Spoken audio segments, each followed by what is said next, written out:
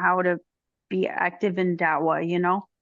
I should. I was actually thinking of that yesterday. I was like, okay, I need to make a video on the different mistakes, the different good things, the different ideas that can be utilized for da'wah on campuses.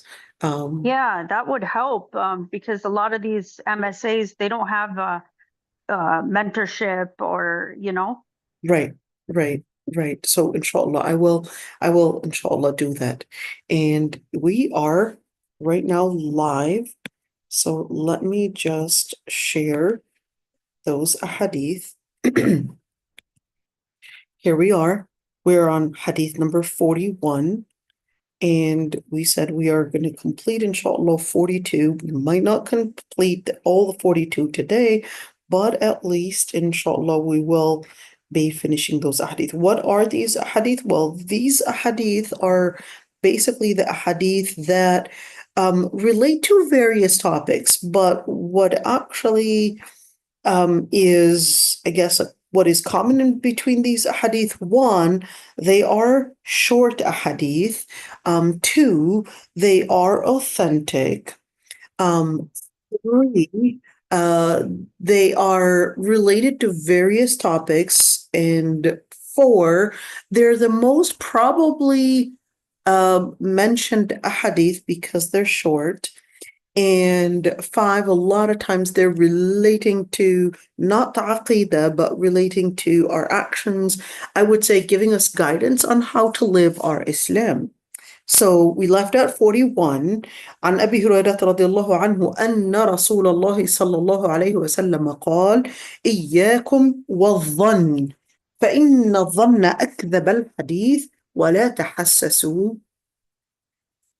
ولا تجسسوا ولا تنافسوا ولا تحاسدوا ولا تباغضوا ولا تدابروا وكونوا عباد الله إخوانا. Okay, so إياكم والظن, beware of suspicion, for suspicion is the falsest of speech. So when we're speaking about suspicion, الظن, it can be suspicion or skepticism, but it could also be where you would doubt people's intentions. Okay, you're doubting people's intentions. You're doubting, of course, people's motives.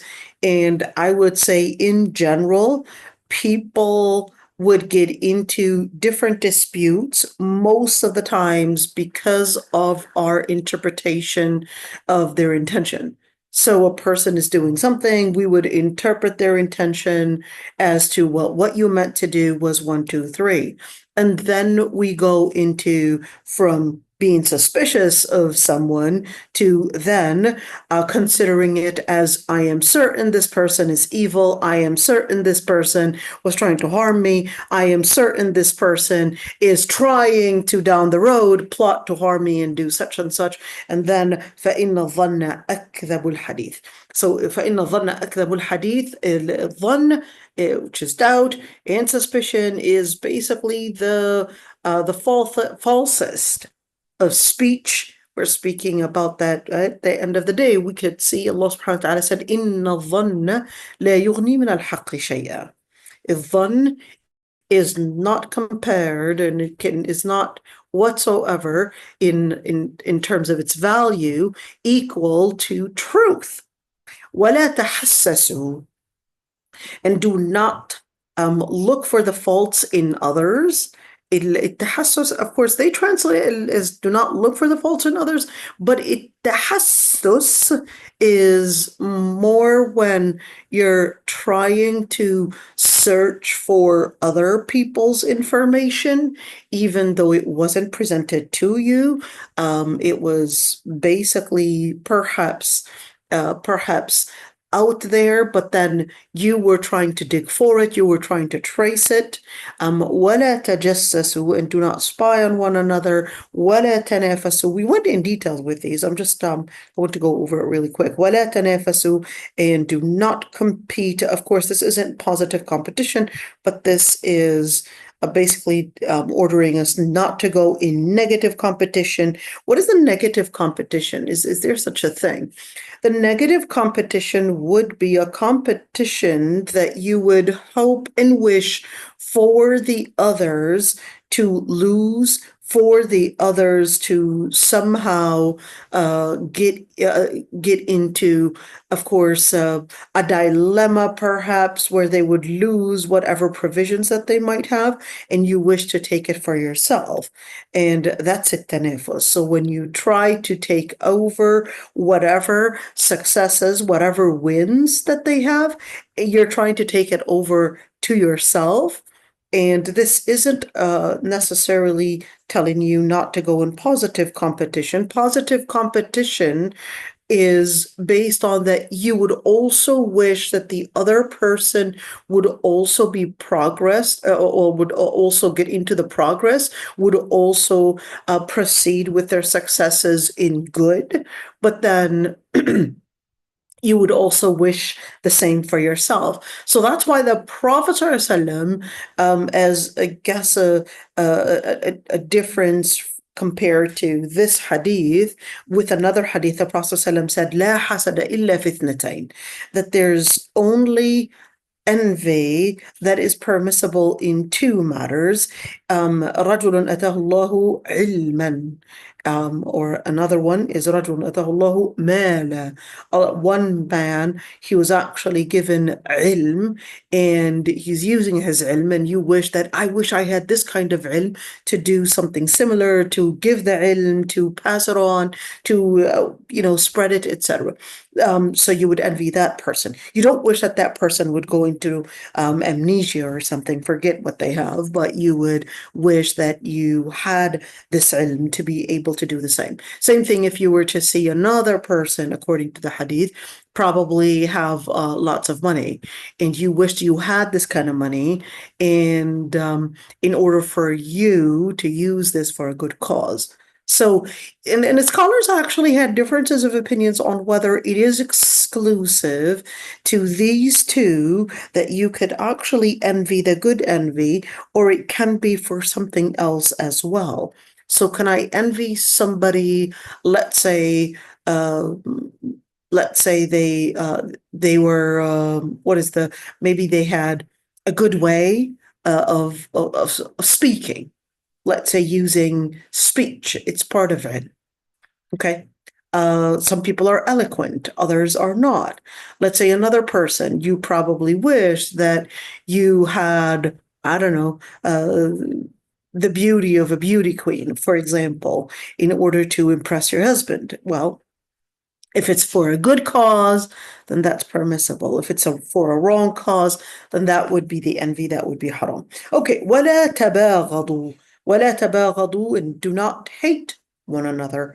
What is it, tabaghud? I want you to look at this one. Whenever you would have in Lugha Arabiya that lam alif that's in the middle right there, that is al-musharaka. In other words, there's a mutual thing that's happening. So it-tabaghud would be they're hating you and you're hating them, and what you both have in common is nothing but hate. That's haram. وَلَا تَدَابَرُوا. It-tadabur would be to turn your backs onto someone else. So it-tadabur comes from the root dabara, which actually means to turn the back. Okay? And when we're speaking about turning the back, we're not saying it-tadabur here just in general, that we're supposed to be facing one another. But no, it-tadabur is more of a behavior that you are presenting to show your disrespect for someone. So it doesn't have to be using your back, but it can be any facial expression, any body language that basically gives an indication that you are disrespecting X or Y. That would be it-tadabur. Okay, that would be it-tadabur, is when you show disrespect in body language in order to harm the other person, whether it's mentally or whether it's socially, etc. That's it-tadabur. So you could see right there, it's quite interesting. You could see that some of it is relating to speech, some of it is relating to behavior, and some of it is relating to perhaps, of course, the social dynamic of one another, and how we're supposed to be is كونوا عباد الله إخوانا, and be عباد الله إخوانا, and be the servants of Allah subhanahu wa ta'ala as brethren to one another. Let's move on, inshallah, hadith number 42. عن أبي هريرة رضي الله عنه أن رسول الله صلى الله عليه وسلم قال إن العبد لا يتكلم بالكلمة ما يتبين فيها يهوي بها في النار أبعد من ما بين المشرق والمغرب. يا ربي اللطف. Let's see. He said that the servant may say a word ما يتبين ما فيها, might not even see or even take anything in consideration within those words, but this word would let them slip deep in hellfire, أبعد ما بين المشرق والمغرب, even farther than the distance between east and west. So what is that supposed to be telling us? Telling us that when you speak of words that will get you closer to Allah subhanahu wa ta'ala, that will get you closer to Jannah, and be careful of saying anything that you may not even take in consideration and think there's nothing wrong with it. Why are you making a big deal? I'm just joking, or I'm just here, just saying anything. I don't necessarily mean to hurt. I don't necessarily mean to do this, but without us realizing, your words can not only, there is a hadith where the Prophet ﷺ said, تهوي به سبعين خريفا. There is a hadith that is similar to this one, that says that a certain word one may not take in consideration and seriously, it would slip them deep in the hellfire for as far as a distance that you would walk سبعين خريفا, as 70 years. So kharif is more autumn, but il-kharif, سبعين خريفا, العرب, when they would say il-kharif, when they look at autumn, they look at it as, well, this is when people would lose, of course, their harvest. This is the time where you're basically seeing the leaves falling. You would see cold is coming, etc. So they would compare and see that simile. So many times it's a metaphor to say years, but looking at it in a distressful way. So they would say سبعين ربيعة, as hopeful. So if I were to say Ustaza Umayya is Sabrina Rabi'a, it's by looking at it, Sabrina Rabi'a, that she lived for 70 springs, looking at it from a Rabi'a, looking at it from the spring and not an autumn, because we're supposed to be looking at it from a hopeful angle and not a distressful angle. So when you look at the other hadith that says Sabrina Kharifa, it's to show us that it's 70 years. It's the same thing, 70 years and 70 years, but this one is basically looking at it from the angle that it's going to be distressful. So what kind of words are we held accountable for? So that's called the lahu. Some words that we're held accountable for are words of haram, words of shirk, words of haram, maybe to harm others, maybe to even harm the person himself. Even harming yourself, you're not allowed to harm yourself. Yes, do not even harm yourself. And if Allah subhanahu wa ta'ala had forbid that you would harm your body, it's also haram to harm yourself. So don't make a mockery of yourself. Don't speak ill of yourself. Give yourself a good presentation. It doesn't mean to be arrogant, but it means to give yourself an honor and honor yourself in a way, whether you give yourself a good presentation because Allah subhanahu wa ta'ala wanted you to be an honorable person. So your duty is to also give yourself honor by living al-akhlaq, by living the principles, by living the words of Allah subhanahu wa ta'ala, you would be honoring yourself. Don't degrade yourself. Don't make yourself a place of mockery. Don't make others a place of mockery either. So when these words that we might say, ما يتبين ما فيها, they would not take any consideration. And the word يتبين actually means to recognize.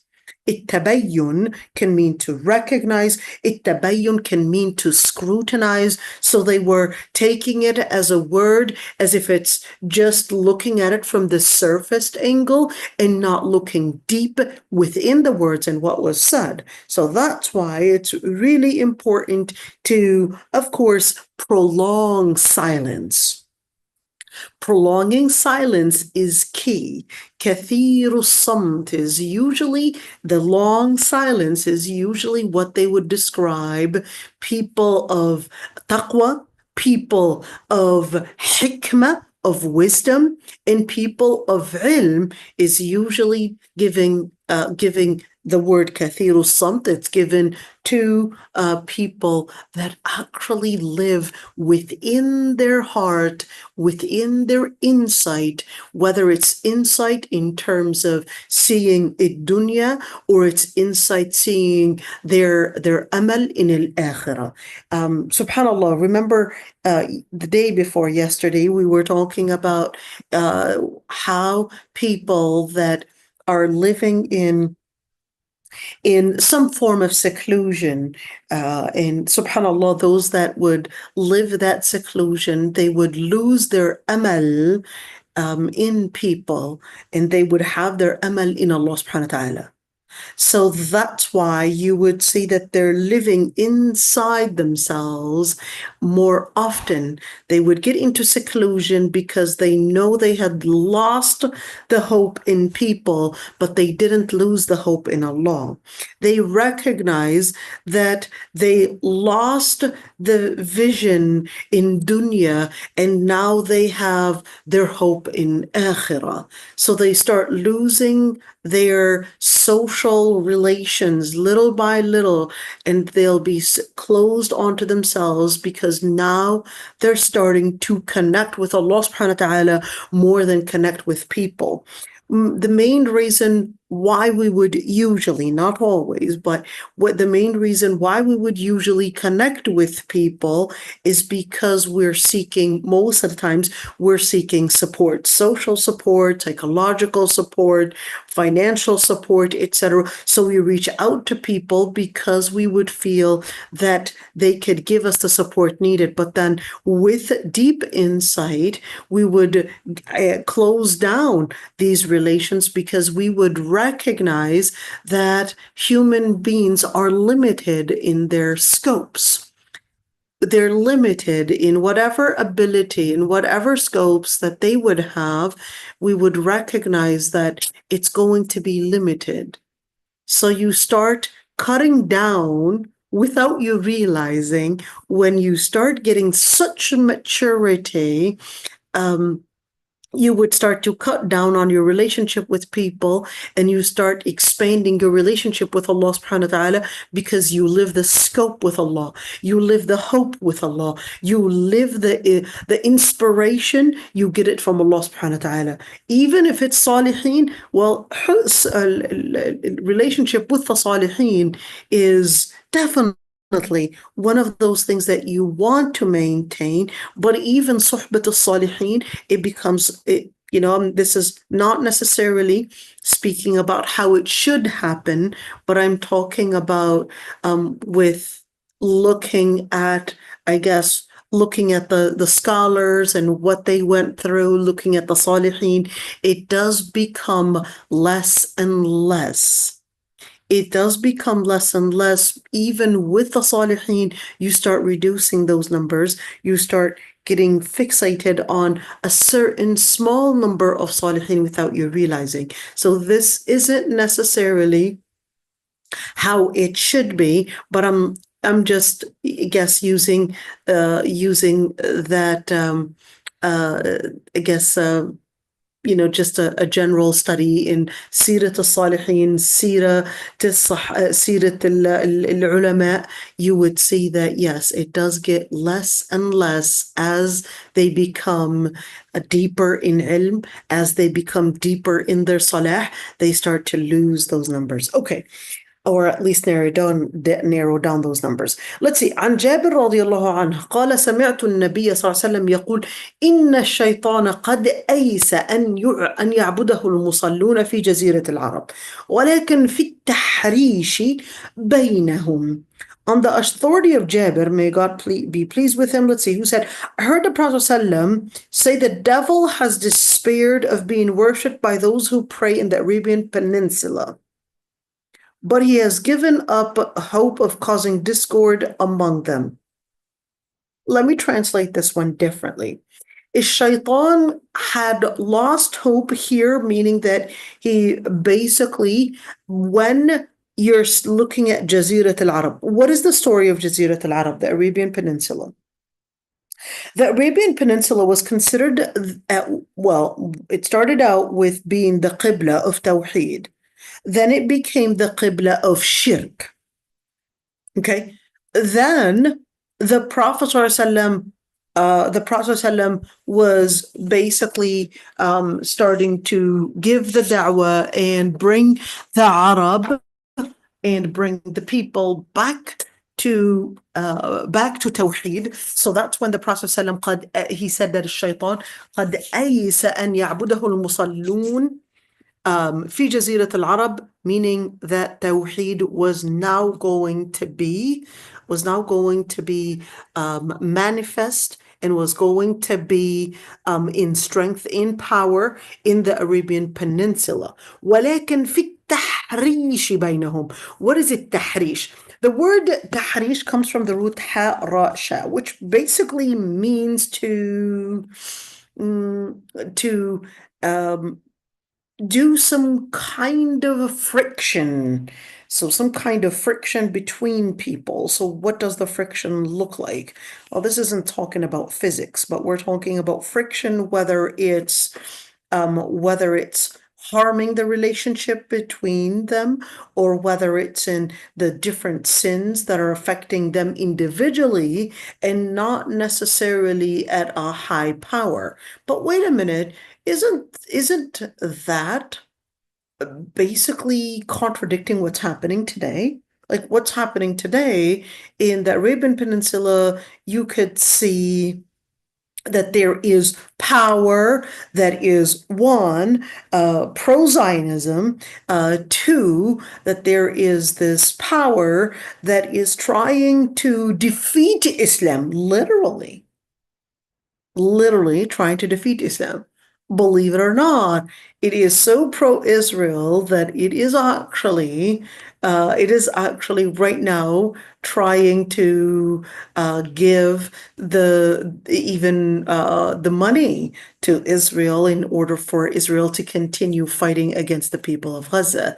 And now it's trying to get some coalition to fight whatever is progressing in Syria. So how do we understand that? So there is another hadith where the Prophet ﷺ had actually said that parts of the signs of Judgment Day is that the women in the Arabian Peninsula would actually look at the description. The Prophet ﷺ said in the hadith, he described the women that they would be racing, and they would be hitting their buttocks in order to get into wanting to pray for the idols. Those would be the douse.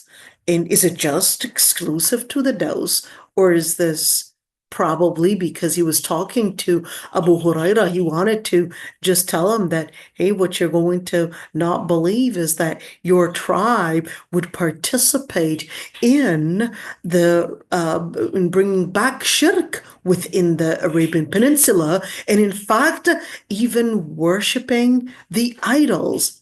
So when you're looking at that, is this what is happening today? Is that laying the foundation for what the Prophet ﷺ had prophesied will happen before Judgment Day? It could be. We don't know, but it is something to let us know that pre-warned is giving us basically the power. Then we have to be cautious and we have to be aware that this will happen, and we just have to make sure that we do what is necessary to stop it from happening. Yes, we won't be capable of stopping it, but معذرة إلى ربكم ولعلهم يتقون. But we have to, even though we know we won't be capable of stopping it, but we have to do our chore. We have to do our responsibility to say, well, we had done and we had put in our responsibility in order to stop this from happening, but they insisted, and just like in the ayah, مَعْذِرَةً إِلَىٰ رَبِّكُمْ. Let's go for the other hadith. So التحريش بينهم would be all the different tahrish, all the different kinds of frictions, whether perhaps socially, financially, all these different frictions, these, of course, these things that might actually lead to I guess, evil relations happening between people. So that's التحريش بينهم. عن أبي هريرة رضي الله عنه عن النبي صلى الله عليه وسلم قال من لا يرحم لا يرحم. Simple as that. Whoever is not merciful, whether we're speaking about a person showing mercy, a person not only showing but acting upon it, okay, whether it's with people, whether it's with animals, with anything that you have around you, you have to have rahmah. What is al-rahmah? Il-mercy. Il-rahmah, mercy, is to show compassion, to show that you care, to show that that you are considerate over people's feelings, empathy. That's what rahmah is. If that person does not show that, then the Prophet ﷺ said, well, Allah subhanahu wa ta'ala will not give them the compassion, will not give them the mercy, would not give them in return what they had wanted to probably expect of Allah subhanahu wa ta'ala. Let's see. عن خولة الأنصارية رضي الله عنها قالت سمعت النبي صلى الله عليه وسلم يقول إن رجالا يتخوضون في مال الله بغير حق فلهم النار يوم القيامة. Let's see, look at this hadith. I heard the Prophet ﷺ say, there are men who indulge in God's wealth unjustly, and they will have hell on the day of resurrection. نسأل الله العفو والعافية. What is يتخوضون في مال الله بغير حق? التخوض is to engage in something. To engage in something. So malillah, so is this their money or is this public money? So whether it's public money and whether it's money in general, any type of money, whether we're speaking about actual cash or whether we're speaking about property or whether we're speaking about money being transferred, etc. At the end, it basically speaks of a certain amount of money, and that there's going to come a time where you will have certain people that will start to use and abuse the money, whether it's what they own or whether it's public property, and they would basically use it in ways that is not permissible, and they would not have the right to use it in such a way. فَلَهُمُ النَّارُ يَوْمَ الْقِيَامَةِ. Those people, they would have hellfire on Judgment Day or Day of Resurrection. نسأل الله العفو والعافية. Let's look at Hadith 46. عن ابن عمر رضي الله عنه قال عن أن رسول الله صلى الله عليه وسلم قال ما يزال الرجل يسأل حتى يأتي يوم القيامة وليس في وجهه مزعة اللحم. or miz'at. A man will continue to be asked until he comes on the day of resurrection and there's not a shred of flesh on his face. What does that mean? ما يزال الرجل يسأل. What is يسأل? يسأل is to request. So the person would continue to request for things حتى يأتي يوم القيامة, until they would come on Judgment Day when there's not a shred of flesh on his face. So explain it to me.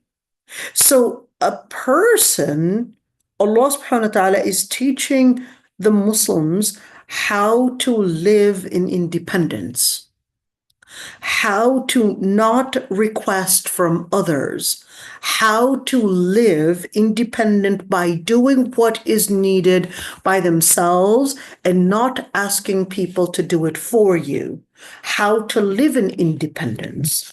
So when you're looking at ما يزال الرجل يسأل, that a man would continue to always ask, whether it's ask for money, ask for help, ask for assistance, ask for this, until on Judgment Day, because of their habit in always asking for help, always asking for assistance, that on Judgment Day, Allah subhanahu wa ta'ala will resurrect that person with no flesh even on their face.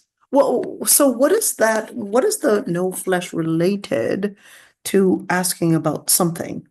So it is coming from when you're asking for assistance, you are dishonoring yourself by always seeking others to support you. You're dishonoring your face. You're not giving yourself a good presentation. So on Judgment Day, because you had not given yourself honor in a good presentation, Allah subhanahu wa ta'ala will punish that person by literally not keeping any flesh on their face because of what they had committed in this dunya. So that goes back to the hadith that we were talking about before, which is honoring yourself, even by being as independent as possible and not asking of any assistance, what type, well, no matter what type it is, in order for you to give yourself the authority, the honor, the independence as possible, because the more you would ask help from people, the more people would basically regard you as weak.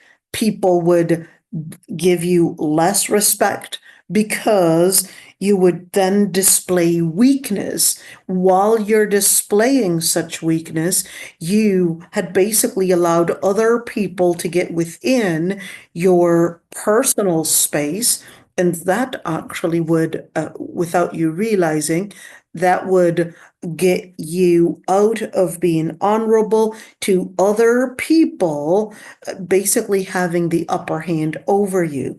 So you want to be careful and do not disrespect, do not dishonor yourself, of course, and do what is needed yourself. That way you will not get into what this hadith is saying. Layla Ali, you wanted to say something, dear. Go ahead. Assalamu alaikum. Walaikum assalam. So is this for those who are asking and they want to like add on to what they have, or people that don't have anything, like they want to get assistance?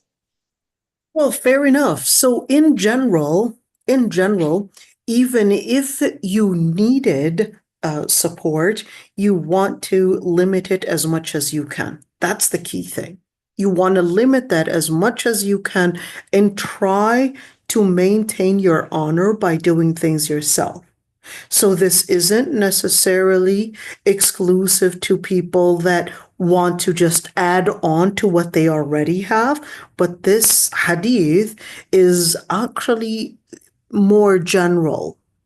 It's giving us that there is al-umum, that it's in general telling you that if you keep on asking and you keep on putting yourself in such positions where you are dependent on others, that you will lose the honor even on Judgment Day and not just in this dunya. Nasallahu al-afwa wal-afiyah. Did I answer the question, dear? Yes, jazakallah And khair. in fact, there is another hadith where the Prophet ﷺ, when that Sahabi asked him, how can I have people like me? And he said, the Prophet ﷺ responded and he said, don't ask anybody anything.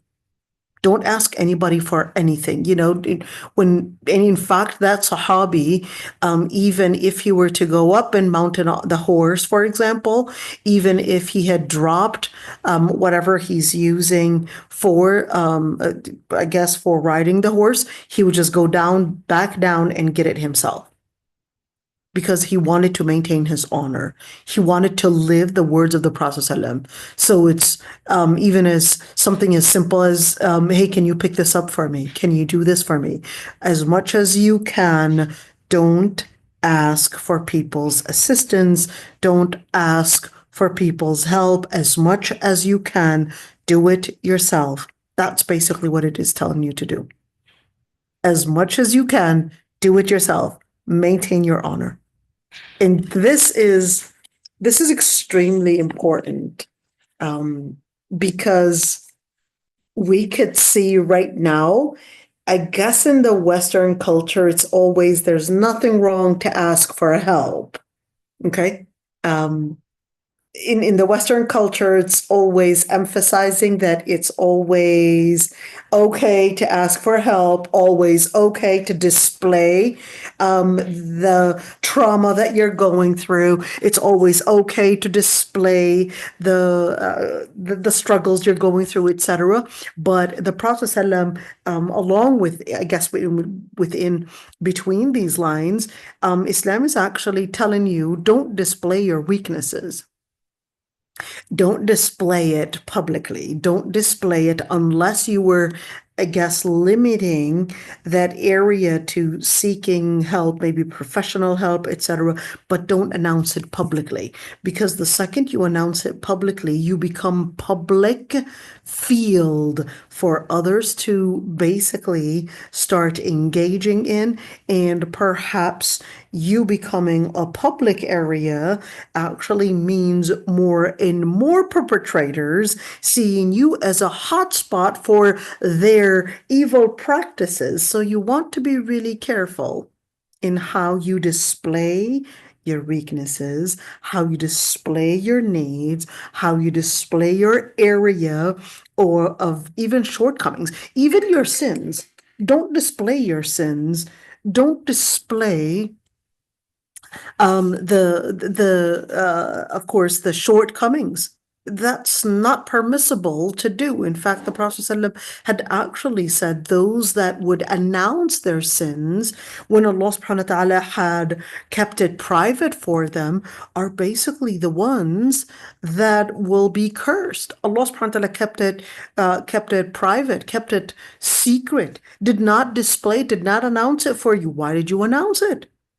Don't display your sins and keep it, whether it's a minor sin, whether it's a major sin, let that be a shortcoming that you would work on, but not something that you think that it's being humble. It's not being humble by displaying your shortcomings and your sins.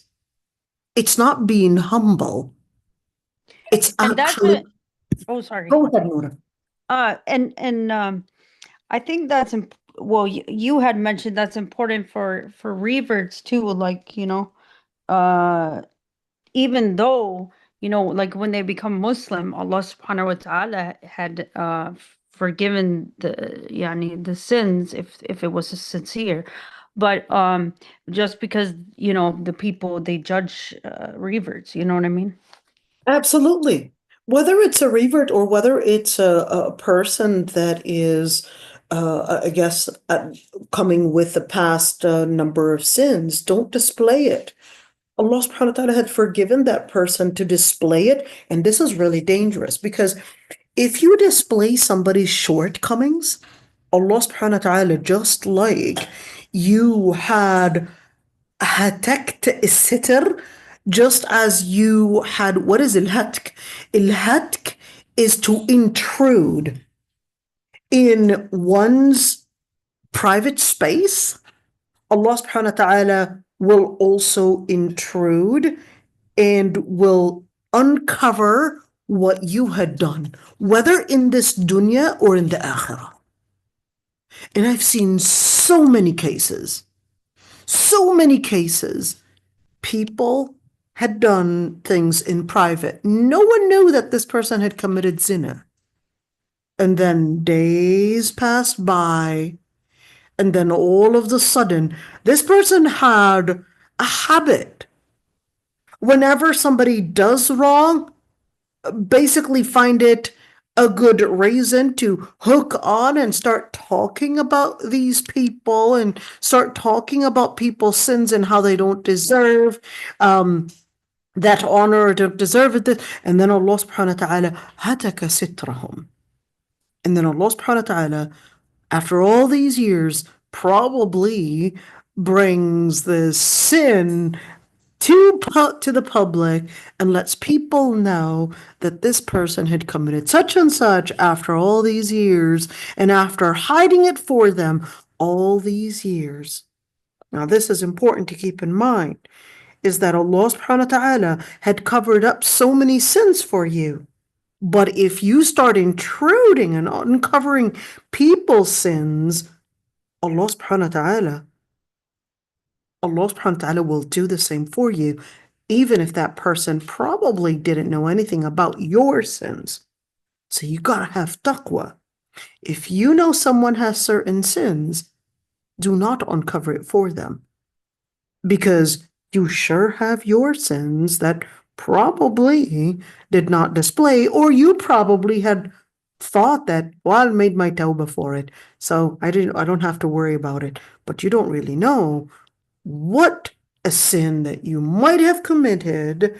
Then لا يلقي لها بالا, you didn't even take it in consideration, just like in hadith, in the other hadith, and I think it was hadith 41 that we did, or 42 that we did. لا يلقي لها بالا, and then it basically takes them farther than the distance between east and west. So going back to this one, not asking for anything is basically to maintain your honor. Maintaining your honor is important in Islam. Let's see. عن أبي هريرة رضي الله عنه أن رسول الله صلى الله عليه وسلم قال: آية المنافق ثلاث: إذا حدث كذب، وإذا اؤتمن خان، وإذا وعد أخلف. What is an ayah? Let's see, hold on, 47 right there. Right. So the Prophet ﷺ said, the signs of a hypocrite are three. When he speaks, he lies. When he is entrusted, he betrays. And when he makes a promise, he breaks it. So is this exclusive? There are two kinds of nifaq. There's hypocrisy in aqidah, and there's hypocrisy in al-amal. Hypocrisy in action. Oh, wow, I never knew that. Yeah, so hypocrisy in aqidah is when a person claims to be a believer, but in reality, what they're concealing is kufr. That's hypocrisy in aqidah. Hypocrisy in amal, in action, is that the person is a believer. Like he believes in Islam, he's a firm believer in Islam, but then their behavior is displaying the action of a disbeliever. Okay? That's why they're called munafiq. They could be mu'mineen. All right? But their actions are the actions of disbelievers, and that's why the Prophet ﷺ said the main signs are, one, when they speak, they continuously lie. وَإِذَا اؤْتُمِنَ خَانَ, and when they're trusted, they would betray. You trust them whether with money, with promises, trust them with secrets, you trust them with maybe property, you trust them with anything, and then they would go and probably either use it their way. Well, I trusted you with, for example, this information, or I trusted you with this money, or I trusted you with my reputation, or I trusted you with this. I trusted you in different ways, but then you had not lived the trust.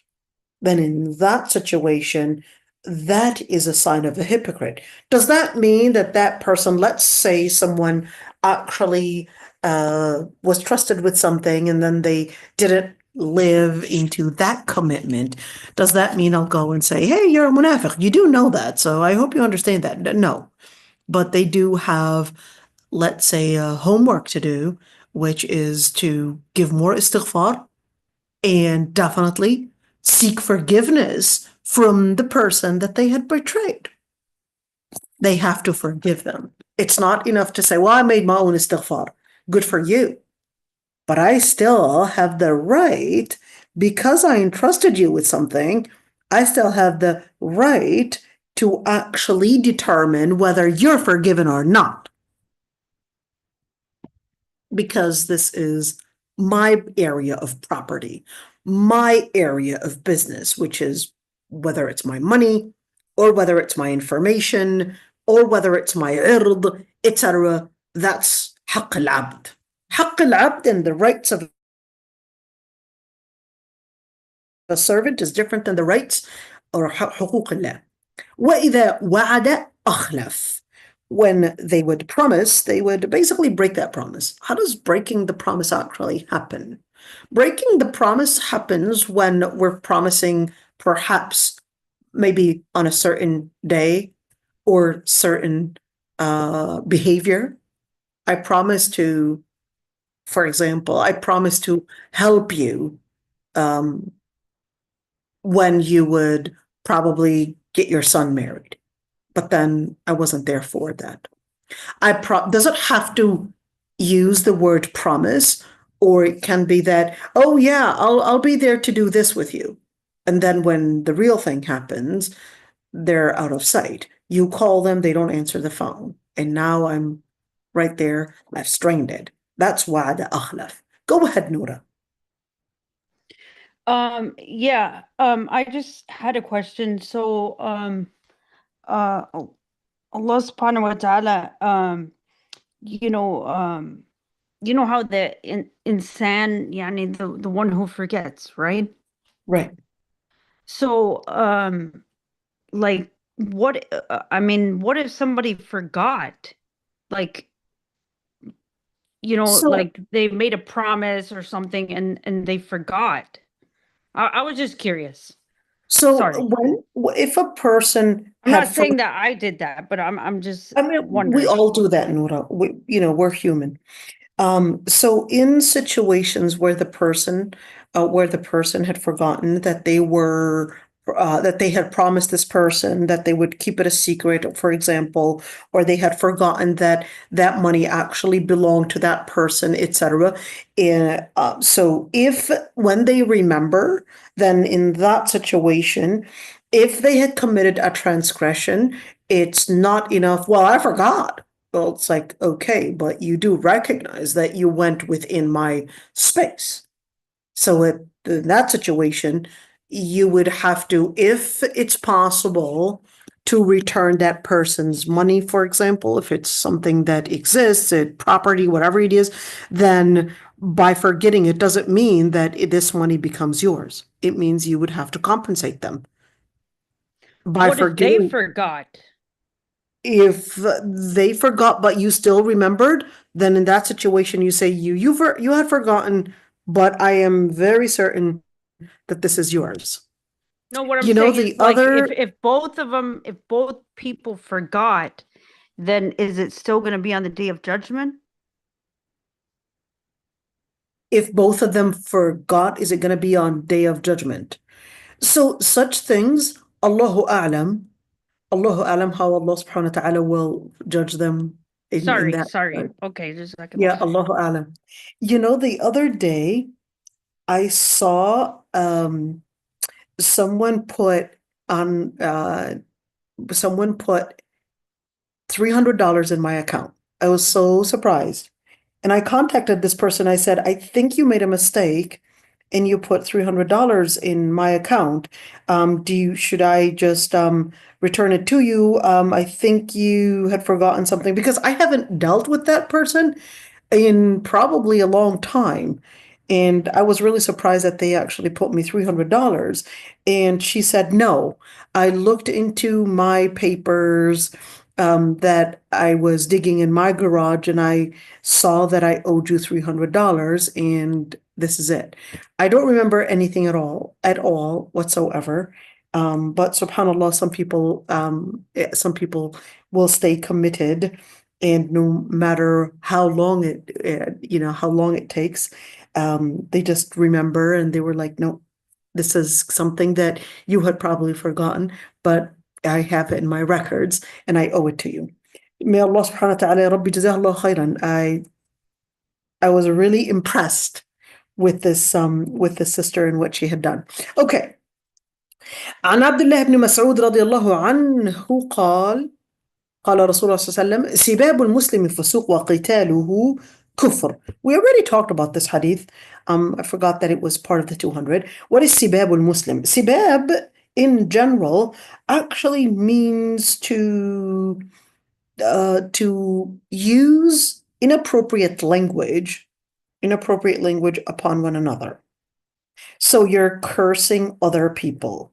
You're using inappropriate language to defame, to put them down, derogatory statements, to put that person down. That's called sibab.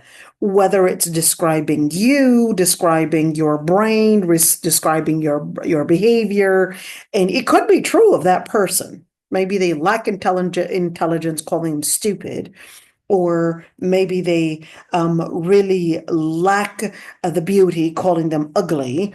But at the end of the day, that's a form of sibab. That's a form of sibab, meaning putting someone down and harming them, whether physically or harming them mentally, or trying to make them feel bad about themselves, even if it is true. Maybe that person is disabled, maybe that person is autistic, maybe that person is or even siblings, right?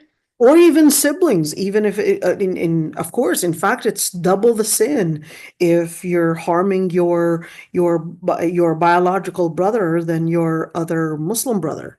So to call your Muslim brother, in specifically even biological brother, because irrahim.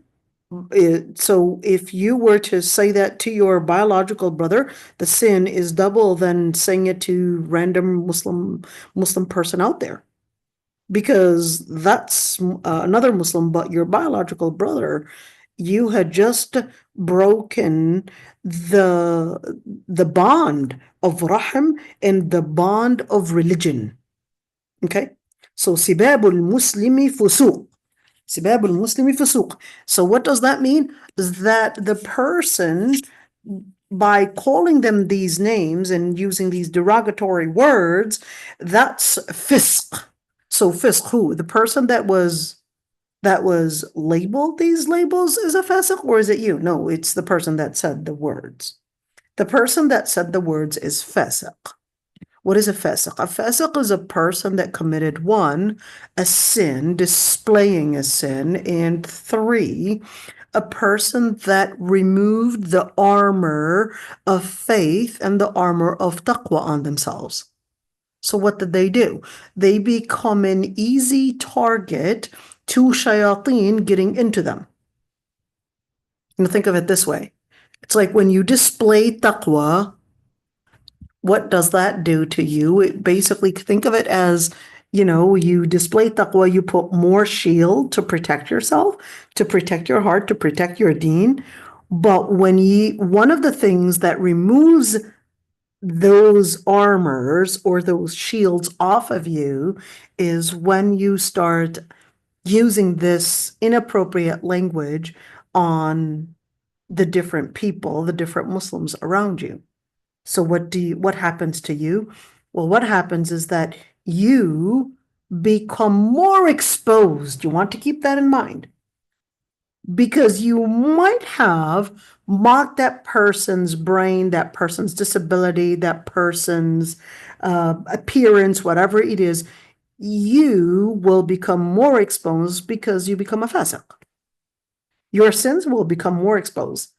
Other people will feel intimidated to even expose you because your armor, you are the one that decided to take out the armor of faith by displaying a behavior that lacks faith. You displayed a behavior that lacks faith, and you become exposed to the others, and they might actually be the ones to probably attack you. قتاله كفر. What is قتاله كفر? Is that really kufr? Like if a person fights another person or kills another person? Well, wait a minute. First, is qital here to mean fighting or is it to mean killing? So al-qital could mean two things. There's al-qital in the general meaning, like a comprehensive word, and that would be to fight. So al-qital, fighting people, fighting the Muslims, I don't know, they're, I guess, fist fighting or maybe ripping each other's hairs, like the women, when they get angry, they basically, hold on to the hair. But that's not how men do it. They first start with the throat. Okay, so that's the difference between a men's fight and a woman's fight, I guess. Anyhow, or a punch in the nose. Okay, so that would be al-qital. It doesn't necessarily get to the level of literally killing the person, meaning ending their life. It can also be more exclusive to mean قتاله كفر, that this hadith is saying قتاله كفر, that the sin of killing or fighting another Muslim would be similar or at the same level of kufr, the same level of disbelief. Having that, for example, be at the borders of losing faith in behavior and taqwa, and this one meaning losing faith entirely. If it goes that far and goes as far as fighting the person, that's going really close to the parameters of kufr itself. So let's remember that. سباب المسلم فسوق وقتاله كفر. Saying derogatory statements on another Muslim is fisq. So what can I do to, let's say this person's harming me, what can I do in that situation? You can defend yourself. We're not saying don't defend yourself, but using derogatory words, stupid, dumb, whatever it is, all these different things, don't use these words. That's not how you would defend yourself. You're just exposing yourself. In such words, they're not necessarily going to harm the other person. They're just going to provoke them even more. And you yourself, you're going to realize that it's going to affect even your iman and how you display it.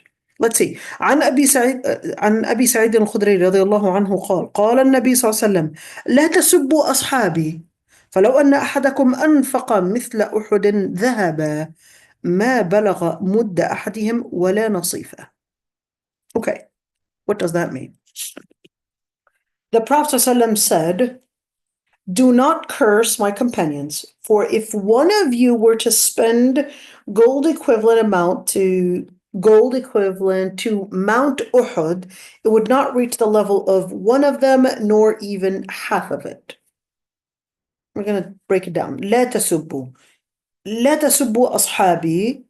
What is لا تسبوا? Is it, I wouldn't say do not curse, but is sab, just like the word here, any form of displaying disrespect to, in this hadith, at least to the Sahaba, that would actually be considered as a sin. So whether that Sahabi was Abu Hurairah, Sayyidah Aisha, and any other Sahabi, if you were to do any form of disrespect to those Sahaba, then that in that situation, that is definitely considered a major sin, and sometimes it can be considered kufr if we're speaking about probably opposing certain ayat, that we're speaking of certain sahaba, or that we're speaking, for example, Sayyidah Aisha as being innocent from the sin. You just right there opposed an ayat that were revealed in Surah An-Nur in regards to Sayyidah Aisha. So you just oppose that right there. So that's going against the Quran. So in that situation, that would be kufr. Okay. But here, if we're speaking about, let's say, لا تسبوا أصحابي, any Sahabi. Who is a Sahabi anyways? Well, Sahabi would be the Prophet ﷺ's companion. Any person that met the Prophet ﷺ in a state of Iman and stayed and died as a Muslim, then that would be a Sahabi. That would be a Sahabi. So do not show or display any form of disrespect to the Sahaba. Whether that was Abu Hurairah, Amr ibn al-As, Mu'awiyah ibn Abi Sufyan, Abu Bakr as-Siddiq, Umar ibn al-Khattab. Don't show and do not whatsoever use any derogatory statements upon those Sahaba. For if any of you were to donate the amount of mountain of Uhud full of gold, you would not ما بلغ مد أحدهم. You would not reach not even like a handful amount of their deeds, and not even half of it. This is to tell us what? This is to tell us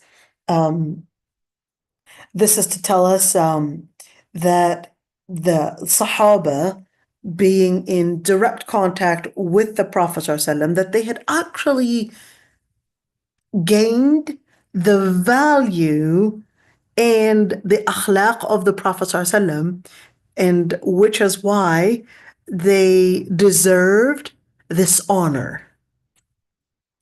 And this is important. It's not a hadith. It's not a hadith. لحوم العلماء مسمومة. And that was, I believe, Ibn Asakir al-Dimashqi. He was the one that said that. What does that mean? لحوم العلماء مسمومة. He said the flesh of scholars is poisoned. Wait a minute. What do you mean it's poisoned? Meaning if you were to do ghaiba on random people, it's completely different than if you were to do ghaiba on scholars. Because if you were to do ghaiba on a scholar, let's say you take al-Qardawi, let's say you take this or that scholar, and you start basically using that as a way, it's like, I want to display myself as a knowledgeable person, so I would take another famous knowledgeable person to somehow defame and somehow find their mistakes in order to show that I know better. That's لحوم العلماء مسمومة. You might right now probably get some followers by perhaps defaming or probably appearing in public that I'm talking about the scholar, therefore I'm capable of being smarter than them. I'm outsmarting the scholar. Look, I'm capable of recognizing their mistakes, and here it is, and making a public show about their mistakes and etc. And then what this person may not recognize is that this lahm is masmoom.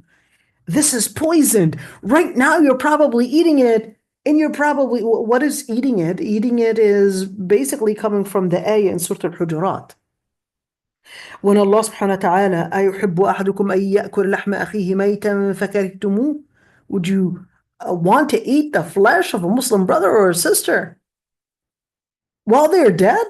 Well, that's the same thing. If you think that, yeah, this is a public figure, I could do that, be careful. Right now, you may get some kind of a nashwa, some kind of a good feeling that, hey, I'm basically getting more followers, etc. But without you realizing, down the road, this will start to, I guess, get digested and it will come back at you and you will pay the price for it. You will get really sick. And we're not talking about getting sick physically, but getting sick at heart. Because what this person wanted to display is somewhat of a pride that I was capable of recognizing these mistakes, etc. And then they would just scrutinize these mistakes in order to somehow appear better and a higher level. And some people, they just like to feed on people's mistakes. So, Noura, go ahead, dear. Sorry. I think your tafsir is it's making me have like 50 million questions. I'm sorry. Sorry, So yeah, so I was just curious, is there backbiting on someone who already like died? yes, of course, Noura. At the Okay. end, we're supposed to be remembering the mahasin al-mauta. We're supposed to be remembering the good of our dead. Yeah, that's true. Yeah. So you don't want to display, not because they died, it's like, let me talk about their sin. That's it. قَدْ أَفْضَى إِلَى مَا قَدَّمْ. Right now, they're getting exposed to what they had committed. So right now, you actually exposing their sins after they had died, Allah subhanahu wa ta'ala is right now holding them accountable. For you to come out right now, I mean, not you, Noura, but I'm just, you know. Yeah. No, I just had the question. It's not like I'm doing these things. You know what I mean? Yes, I know.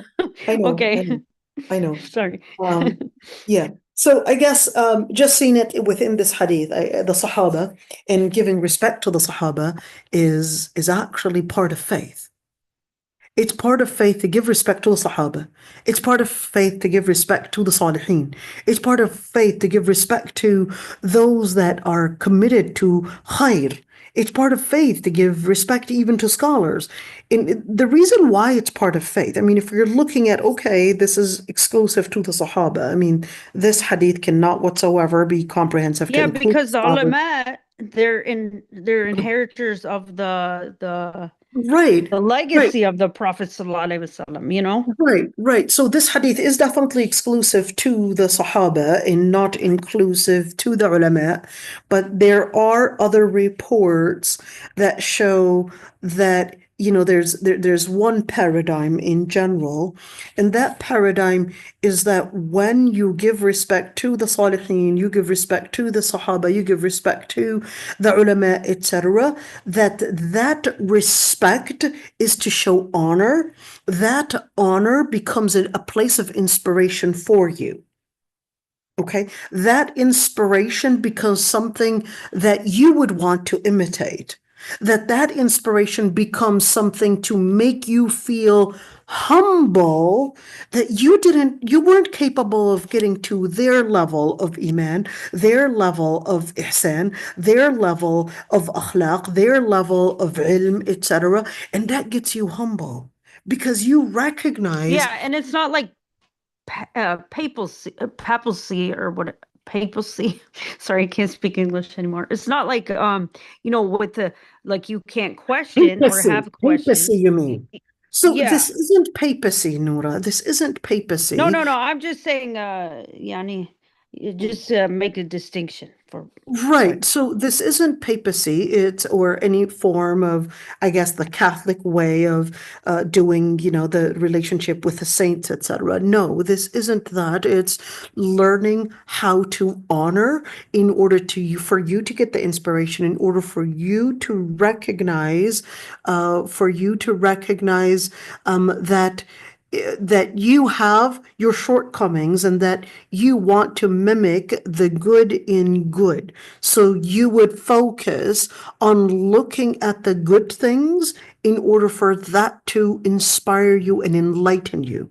Because if you're only focused on looking at the faults of others, are Sahaba infallible? No, they're not. Are scholars infallible? No, they're not. Are Salihin infallible? No, they're not. So we already know they're not infallible. But if you get the habit and get yourself into the habit of just wanting to look at other people's faults, then you are right there inferring that you are not committing this mistake, this shortcoming, and that you are somehow better than them. That's the inference later on. And if a person gets into such an idea or such an embracement of idea, then you're not going to look at your sins anymore. You're going to start displaying arrogance. Because you're going to see yourself that I'm better. I'm not committing this sin. I'm better. I'm not committing that mistake. I'm better. I'm not self-manipulating myself into the wrong interpretation, blah, blah, blah. And then what you're going to end up with is that you're going to see yourself that you are better than all of them. And then you're not going to see your sins. And then if you don't see your sins, man amina, that's it. If you, man amina khaf, if you were going to forget about your sins, and then you're not going to realize that you're going to get exposed on Judgment Day with multiple things that you didn't even recognize because you were too busy looking at other people's faults. That's why the poet basically said, if you have eyes, 2 pairs of eyes, if you have eyes to see the faults of others, remember, other people have more eyes. They're capable of seeing your mistakes and they're capable of seeing your shortcomings. So if you thought you were capable of scrutinizing and exposing others, well, just remember that other people are seeing more than what you could see of yourself. Get us to be humble. Okay. عن البراء بن عازب رضي الله عنهما قال النبي صلى الله عليه وسلم: الأنصار لا يحبهم إلا مؤمن ولا يبغضهم إلا منافق، فمن أحبهم أحبه الله ومن أبغضهم أبغضه الله. يا الله. الأنصار لا يحبهم إلا مؤمن. هو الأنصار هو الأنصار. الأنصار are basically the Sahaba that are residents of Medina. Al-Muhajirin are basically the Sahaba that were from Mecca and they migrated to Medina. Okay? Al-Ansar are basically the Sahaba when no one was there to support the Prophet ﷺ. They basically came in as the pioneers to support the Prophet ﷺ. Where does the name Ansar come from? Nasara. Nasara means to give victory. Al-Ansar are the ones to give victory. Okay? He said, لا يحبهم إلا مؤمن. Only a believer would love Al-Ansar. And they would only be hated by a hypocrite. And whoever loves them, Allah would love him. And whoever would hate them, Allah subhanahu wa ta'ala would hate them. What does it mean if Allah subhanahu wa ta'ala would love a person? Would be there when they need mercy, would be there when they need rizq, would be there for them whenever they need support, whenever they need anything, Allah subhanahu wa ta'ala, mahama, rahma, mercy, etc., would be there to give it to them. That's what it means to have mahabbatullah. It means you would be granted all the good things. But wait a minute. How is it that you're saying would be granted all the good things when another hadith says, إِنَّ اللَّهَ إِذَا حَبَّ الْمُؤْمِنِ ابْتَلَاهُ. You just said, إِنَّ اللَّهَ إِذَا حَبَّ الْمُؤْمِنِ ابْتَلَاهُ right there, and you said that if Allah subhanahu wa ta'ala loves you, He'll give you the good things.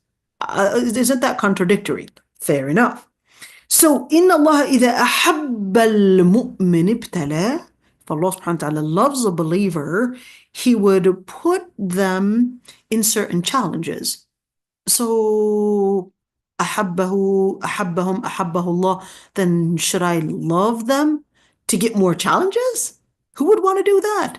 When we're speaking about حب الله سبحانه وتعالى, that hadith, إن الله إذا أحب المؤمن ابتلاه, if Allah subhanahu wa ta'ala loves a believer, He would give them more challenges. That's in order to test them, in order for them to lose, or at least, let's say, give up, not lose, but give up on their connection and their relationship with anything other than Allah subhanahu wa ta'ala.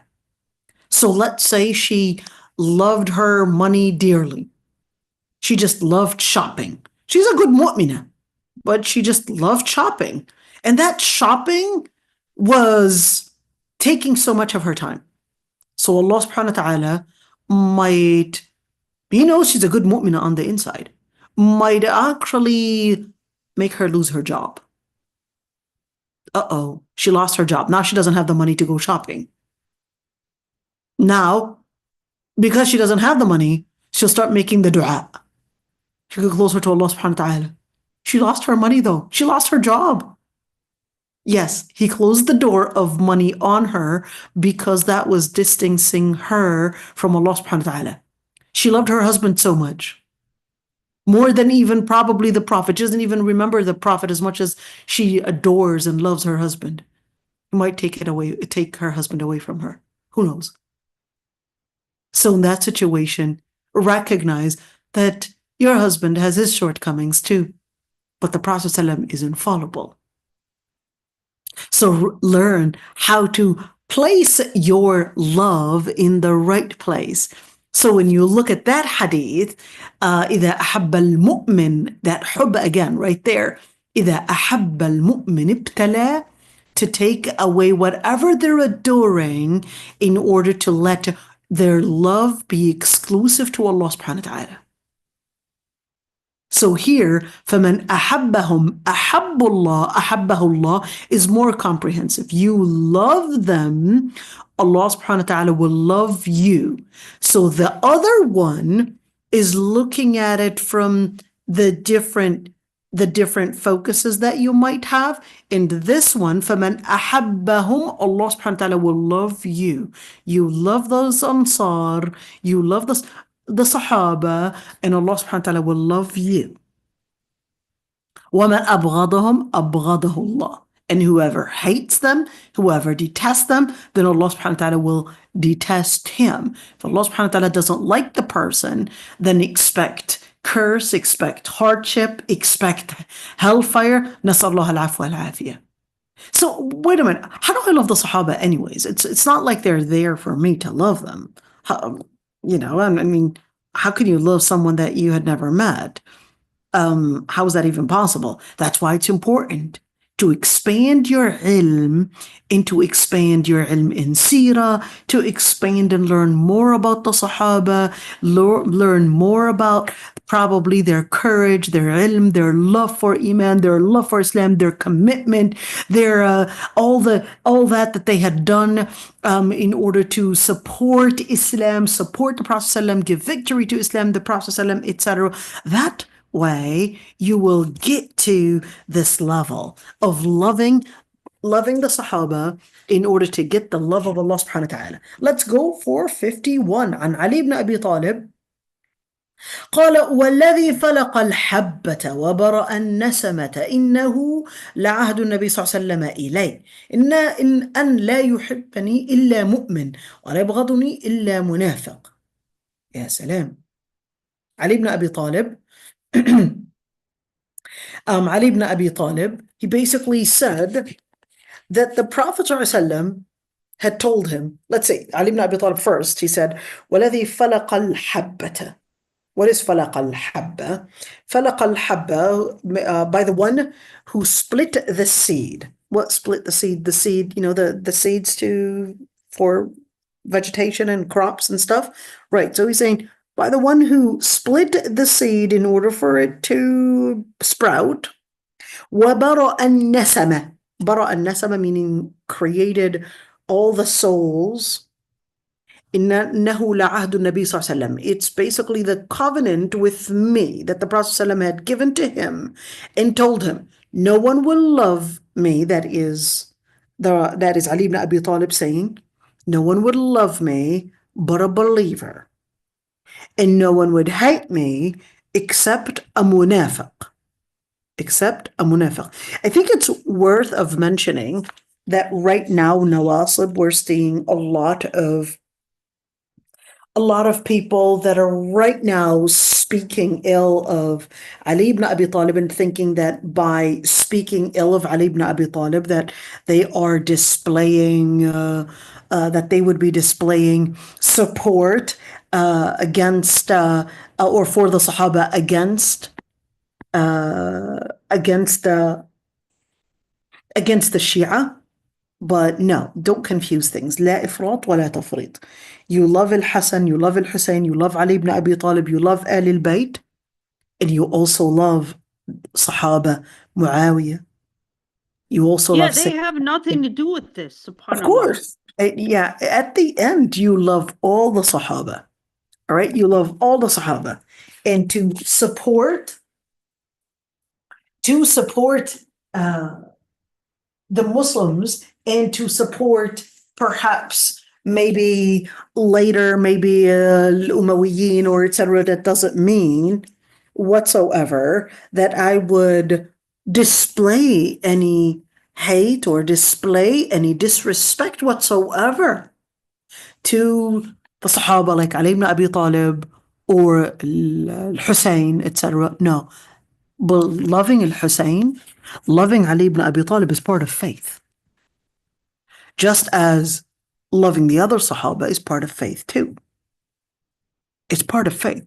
Why is it part of faith? I mean, what does it have to do with faith?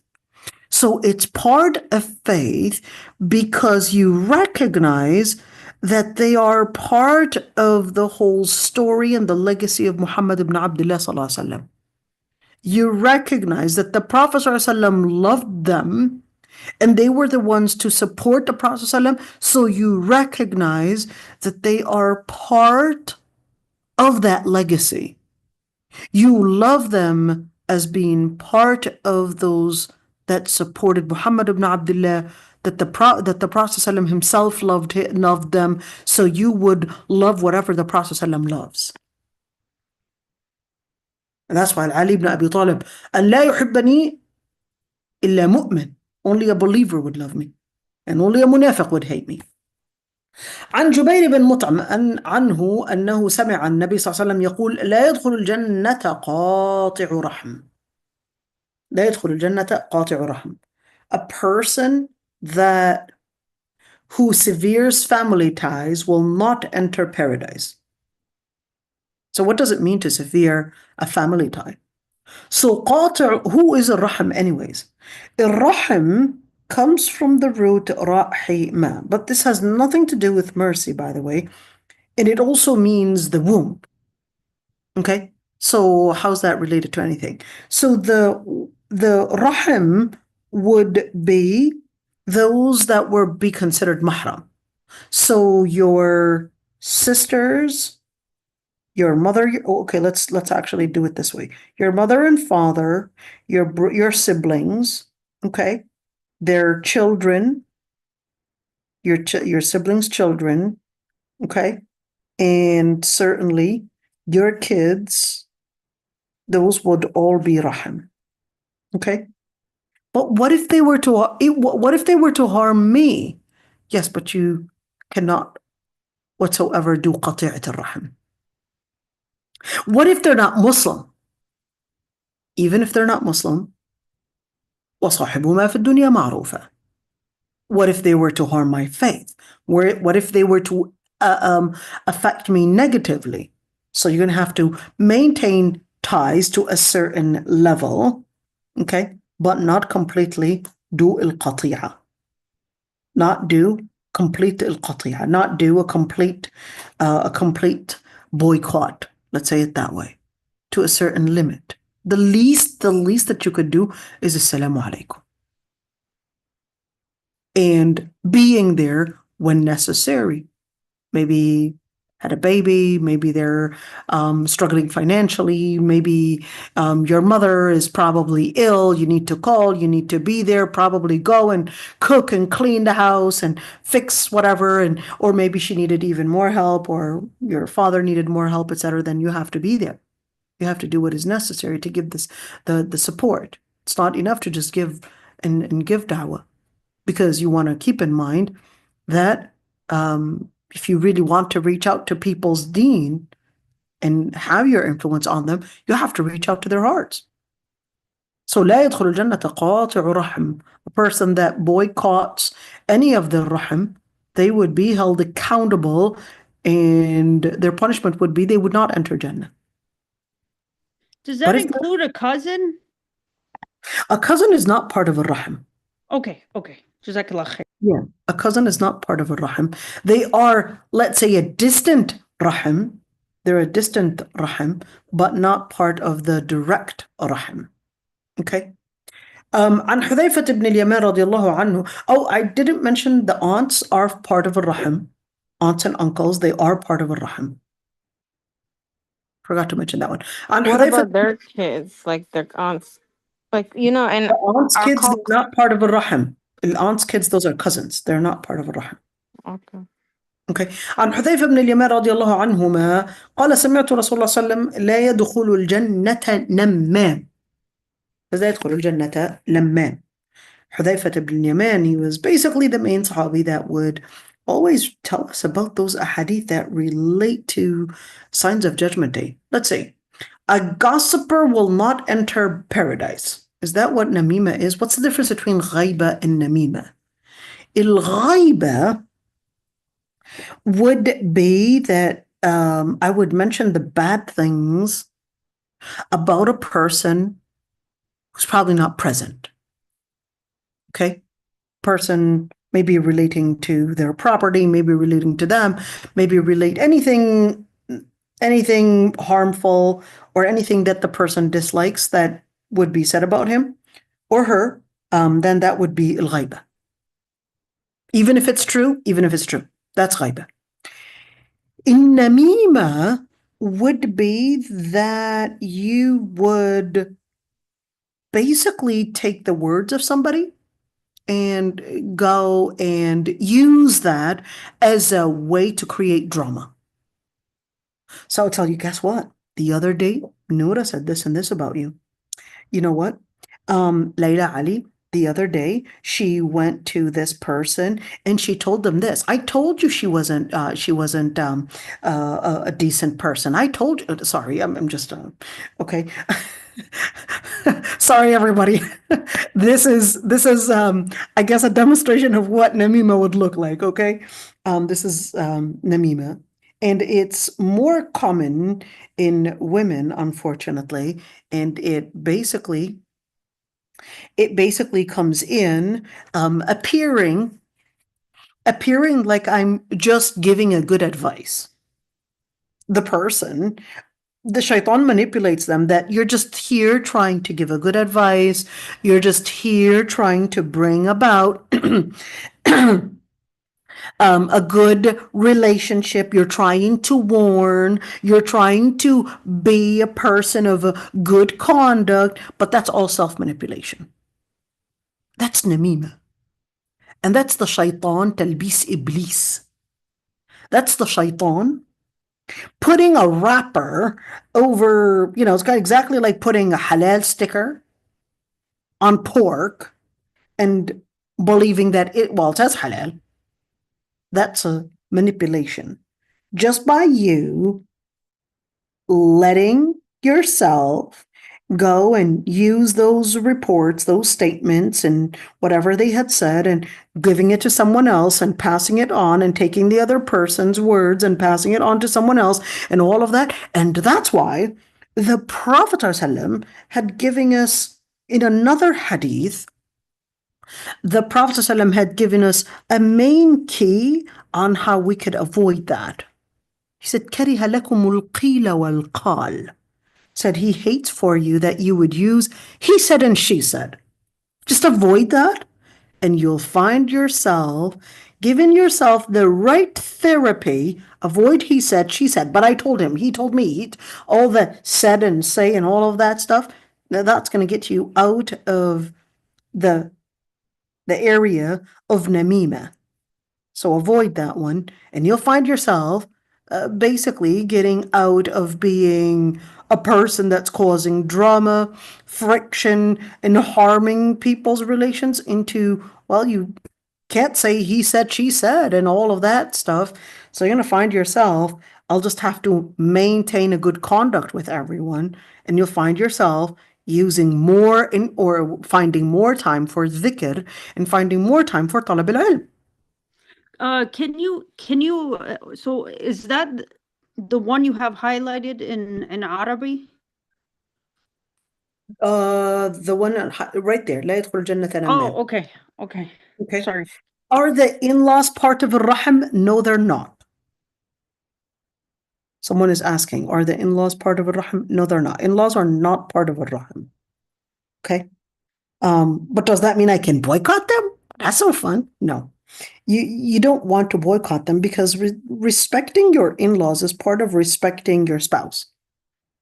So, well, do I have to maintain strong relations with them? You don't have to maintain strong relations with them. And what I mean by strong relations, meaning, frequent visitation, frequent, I guess, speaking over the phone, etc. Like, don't, I'll be there. I'll give respect, but I don't want to do these frequent ties and frequent relationships. That's okay. You don't have to. All right. What time is it? 12:58. Does that mean we're supposed to stop right here? Here's what we'll do. Inshallah, I just don't feel like stopping, but we have to because haram, I don't want to abuse you all. We'll continue with the hadith, inshallah. Remember, we're at 53. We're at 54. So I don't want to wait till next week. I don't know what I'll do. I'll think about it, and I would love to hear your suggestion. And inshallah, we will continue these ahadith because I'm benefiting a lot. I'm sure all of you are too. I'm just scared to talk anymore at all. I know. I hear you. I hear I you. mean, I hear you. subhanallah. This was all about, we mentioned a lot about talking today. Lots of talking. Subhanallah. Allahul Musta'an. So, well, Even if we know all these hadith, we have to review them, not just for memorization purposes, but for reminders. Absolutely. Absolutely. Absolutely. Shafi'i used to say he loved attending, bima ma'na, he would love attending halaqas of those that have less ilm than him. And the reason why is because it's a reminder. Even if you have all this information in place, it's not an issue of information sometimes. It's a reminder. It's just فذكر إن نفعت الذكرى. And فذكر إن نفعت الذكرى. It's a reminder. And he was mashallah, he was a Imam Madhab. Amazing scholars, subhanallah. Imam Madhab at age 40 something, even younger.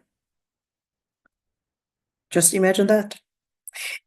Allah understand. Ya Rabbi, may Allah subhanahu wa ta'ala make us from the salihin. Ya Allah, make us from those that only say what is khair. And Ya Allah, I guess you can make the dua. Allahumma ij'al fi qalbi nura, wa fi min fawqi nura, wa min tahti nura, wa an yamini nura, wa an shimali nura, wa fi basari nura, wa fi sam'i nura, waj'al lana nura, and make us from those that would spread the nur. Allahumma ameen. Ameen, ameen. Ameen, ameen. So stay tuned for, inshallah, tafsir. And we're doing tafsir hadith too. So we're loving it, right? Yeah, and I know that there's going to be, we're taking a break, but I think, didn't we have some catching up to do anyway? Right. So, and please tell about, sorry, I talked too much. Please tell everyone about our Zoom event, inshallah. So, inshallah, we're going to be having a sister. Well, she has a PhD, right, Noura? You told me she has a PhD in Islamic studies or something? Yeah, No. mashallah. Yeah, and she was She a might have reader. two. Might have to. So, inshallah, do attend that. It's on Tuesday, and I'm sure we can, learn about the struggles. It's not easy if you're Chinese, and of course, there's the legal side that's scary. There's the cultural side that's coming in. That's the family side becomes another obstacle as well. The language becomes another obstacle. All these different things, they become challenges. So learn from others and get that inspiration. How can we overcome probably the cultural barrier, maybe the language barrier, the legal barriers, our own self? Sometimes we lose our motivation. We lose our own motivation and feel that I could never do this. And of course, we've got our own struggles. And Her story is amazing, mashallah. I'm sure, Wallahi Noura. So I'm actually excited. So yeah, inshallah. Well, you're a co-host, so. Oh, my pleasure, Noura. So inshallah, we will attend that. So stay tuned, inshallah. And Allah yahfadha, Sister Samira. Oh, there she is. Noura actually shared it on the chat. Maybe we could share it, this one. Hold on, how do you do this? Oh, it doesn't allow me to share it. Okay. Maybe I could do this. I don't know. Does it allow me to? Oh, there we go. I opened it and it allows me to share it. There we go. This is it. There you go. So this is what it is. And let's see. So a revert from China, bachelor's in accounting. Oh, that's from Malaysia right there. So right next to me. Accountancy is from Indonesia. Okay. PhD program in Islamic accounting. So all of it is Islamic accounting and all of that. Okay. All right. So Glasgow. Their English I could never understand, but I'm sure her English will be able to understand. PhD program at in Al-Quran at Tafsir. What is that? Institute, Jakarta, Indonesia. Interesting. So she's been in Indonesia for quite some time. Okay. Yeah, And that's the really cool story. So we'll hear it, all inshallah. right. That's the cool story. Indonesians are very humble, by the way. Very, very, very humble. Inshallah, we're excited. Stay tuned, everybody. Assalamu alaikum.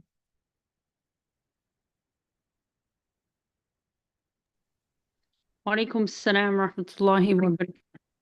Yeah, I just stopped it.